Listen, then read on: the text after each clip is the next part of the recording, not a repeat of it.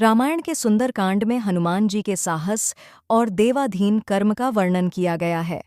हनुमान जी की भेंट राम जी से उनके वनवास के समय तब हुई जब राम जी अपने भ्राता लक्ष्मण के साथ अपनी पत्नी सीता की खोज कर रहे थे। सीता माता को लंकापति रावण छल से हरण करके ले गया था।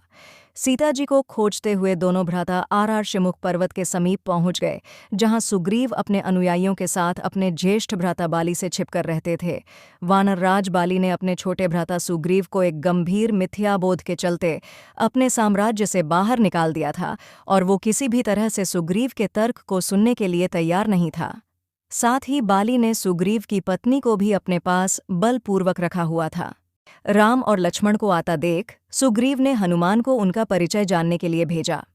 हनुमान एक ब्राह्मण के वेश में उनके समीप गए।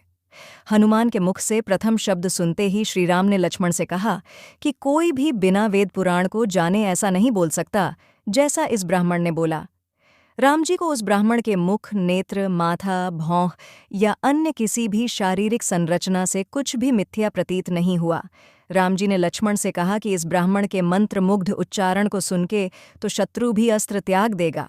उन्होंने ब्राह्मण की ओर प्रसन्न सा करते हुए कहा कि वो नरेश राजा निःसंकोच ही सफल होगा जिसके पास ऐसा गुप्तचर होगा। श्रीराम के मुख से इन सब बातों को सुनकर हनुमान जी ने अपना वास्तविक रूप धारण किया और श्रीराम के चरणों में नतमस्तक हो गए। श्रीराम ने उन्हें उठाकर अपने हृदय से लगा लिया। उसी दिन एक भक्त और भगवान का हनुमान और प्रभु राम के रूप में अटूट और अनश्वर मिलन हुआ। तत्पश्चात हनुमान ने श्रीराम और सुग्रीव की मित्रता करवाई।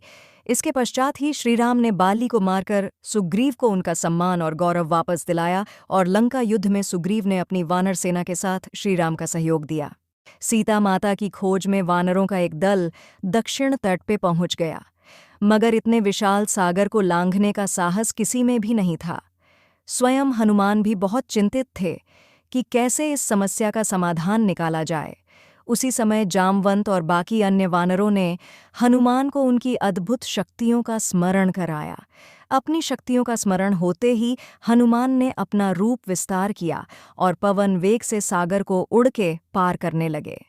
रास्ते में उन्हें एक पर्वत मिला और उसने हनुमान से कहा कि उनके पिता का उसके ऊपर आरण है। साथ ही उस पर्वत ने हनुमान से थोड़ा विश्राम करने का भी आग्रह किया, मगर हनुमान ने किंचित मात्र भी समय व्यर्थ न करते हुए पर्वतराज को धन्यवाद किया और आगे बढ़ चले। आगे चलकर उन्हें एक राक्षसी मिली जिसने कि उन्हें अपने मुख में घुसने की चुनौती दी। परिणाम स्वरूप हनुमान ने उस राक्षसी की चुनौती को स्वीकार किया और बड़ी ही चतुराई से अति लघु रूप धारण करके राक्षसी के मुख में प्रवेश करके बाहर आ गए। अंत में उस राक्षसी ने संकोच पूर्वक ये स्वीकार किया कि वो उनकी बुद्धिमता की परीक्षा ले रही थी। आखिरकार हनुमान सागर पार करके लंका पहुंचे और लंका की शोभा और सुंदरता को देखकर आश्चर्यचकित रह गए और उनके मन में इस बात का दुख भी हुआ कि यदि रावण नहीं माना तो इतनी सुंदर लंका का सर्वनाश हो जाएगा। तत्पश्चात हनुमान ने अशोक वाटिका में सीता जी को देखा और उनको अपना परिचय बताया। साथ ही उन्होंने माता सीता को सांत्वना दी और साथ ही वापस प्रभु श्रीराम के पास साथ चलने का आग्रह भी किया, मगर माता सीता ने ये कहकर अस्वीकार कर दिया कि ऐसा होने पर श्रीराम के पुरुषार्थ को ठेस पहुंचेगी। हनुमान ने माता सीता को प्रभु श्रीराम के संदेश का ऐसे वर्णन किया जैसे कोई महान ज्ञानी लोगों को ईश्वर की महानता के बारे में बताता है। माता सीता से मिलने के पश्चात हनुमान प्रतिशोध लेने के लिए लंका को तहस नहस करने लगे। उनको बंदी बनाने के लिए रावणपुत्र मेघनाद इंद्रजीत ने ब्रह्मास्त्र का प्रयोग किया। ब्रह्मा जी का सम्मान करते हुए हनुमान ने स्वयं को ब्रह्मास्त्र के बंधन में बंधने दिया। साथ ही उन्होंने विचार किया कि इस अवसर का लाभ उठाकर वो लंका के विख्यात रावण से मिल भी लेंगे और उसकी शक्ति का अनुमान भी लगा लेंगे।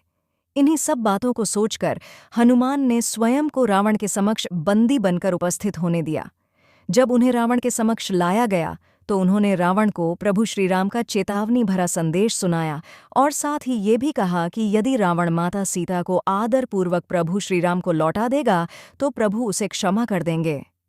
क्रोध में आकर रावण ने हनुमान को मृत्युदंड देने का आदेश दिया, मगर रावण के छोटे भाई विभीषण ने ये कहकर बीच बचाव किया कि एक दूत को मारना आचार संहिता के विपरीत है। ये सुनकर रावण ने हनुमान की पूंछ में आग लगाने का आदेश दिए। जब रावण के सैनिक हनुमान की पूंछ में कपड़ा लपेट रहे थे, तब हनुमान ने अपनी पूंछ को खूब लंबा कर लिया और सैनिकों को कुछ समय तक परेशान करने के पश्चात पूंछ में आग लगाने का अवसर दे दिया। पूंछ में आग लगते ही हनुमान ने बंधन मुक्त होकर लंका को जलाना शुरू कर दिया और अंत में पूंछ में लगी आग को समुद्र में बुझाकर वापस प्रभु श्रीराम के पास आ गए। लंका युद्ध में जब लक्ष्मण मूर्छित हो गए थे, तब हनुमान जी को ही द्रोणागिरी पर्वत पर से संजीवनी बूटी लाने भेजा गया, मगर वो बूटी को भली भांति पहचान नहीं पाए और पुनः अपने पराक्रम का परिचय देते हुए वो पूरा द्रोणागिरी पर्वत ही रणभूमि में उठा लाए और परिणाम स्वरूप लक्ष्मण के प्राण की रक्षा की। भावुक होकर श्रीराम ने हनुमान को हृदय से लगा लिया और बोले कि हनुमान, तुम मुझे भ्राता भरत की भांति ही प्रिय हो। हनुमान का पंचमुखी अवतार भी रामायण युद्ध की ही एक घटना है। अहिरावण, जो कि काले जादू का ज्ञाता था, उसने राम और लक्ष्मण का सोते समय हरण कर लिया और उन्हें विमोहित करके पाताल लोक में ले गया। उनकी खोज में हनुमान भी पाताल लोक पहुंच गए। पाताल लोक के मुख्य द्वार एक युवा प्राणी मकरध्वज पहरा देता था, जिसका आधा शरीर मछली का और आधा शरीर वानर का था। मकरध्वज के जन्म की कथा भी बहुत रोचक है। यद्यपि हनुमान ब्रह्मचारी थे, मगर मकरध्वज उनका ही पुत्र था। लंका दहन के पश्चात जब हनुमान पूंछ में लगी आग को बुझाने समुद्र में गए, तो उनके पसीने की बूंद समुद्र में गिर गई। उस बूंद को एक मछली ने पी लिया और वो गर्भवती हो गई। इस बात का पता तब चला जब उस मछली को अहिरावण की रसोई में लाया गया। मछली के पेट में से जीवित बचे उस विचित्र प्राणी को निकाला गया। अहिरवण ने उसे पाल कर बड़ा किया और उसे पातालपुरी के द्वार का रक्षक बना दिया। हनुमान इन सभी बातों से अनिभिज्ञ थे। यद्यपि मकरध्वज को पता था कि हनुमान उसके पिता हैं, मगर वो उन्हें पहचान नहीं पाया, क्योंकि उसने पहले कभी उन्हें देखा नहीं था। जब हनुमान ने अपना परिचय दिया तो वो जान गया कि ये मेरे पिता हैं, मगर फिर भी उसने हनुमान के साथ युद्ध करने का निश्चय किया, क्योंकि पातालपुरी के द्वार की रक्षा करना उसका प्रथम कर्तव्य था। हनुमान ने बड़ी आसानी से उसे अपने अधीन कर लिया और पातालपुरी के मुख्य द्वार पर बांध दिया। पातालपुरी में प्रवेश करने के पश्चात हनुमान ने पता लगा लिया कि अहिरावण का वध करने के लिए उन्हें 5 दीपकों को एक साथ बुझाना पड़ेगा। अतः उन्होंने पंचमुखी अवतार श्री वराह, श्री नरसिम्हा, श्री गरुण, श्री हयग्रीव और स्वयं धारण किया और एक साथ में 5 दीपकों को बुझाकर अहिरावण का अंत किया। अहिरावण का वध होने के पश्चात हनुमान ने प्रभु श्रीराम के आदेशानुसार मकरध्वज को पातालपुरी का नरेश बना दिया। युद्ध समाप्त होने के साथ ही श्रीराम का 14 वर्ष का वनवास भी समाप्त हो चला था। तभी श्रीराम को स्मरण हुआ कि यदि वो वनवास समाप्त होने के साथ ही अयोध्या नहीं पहुंचे तो भरत अपने प्राण त्याग देंगे। साथ ही उनको इस बात का भी आभास हुआ कि उन्हें वहां वापस जाने में अंतिम दिन से थोड़ा विलंब हो जाएगा। इस बात को सोचकर श्रीराम चिंतित थे, मगर हनुमान ने अयोध्या जाकर श्रीराम के आने की जानकारी दी और भरत के प्राण बचाकर श्रीराम को चिंता मुक्त किया।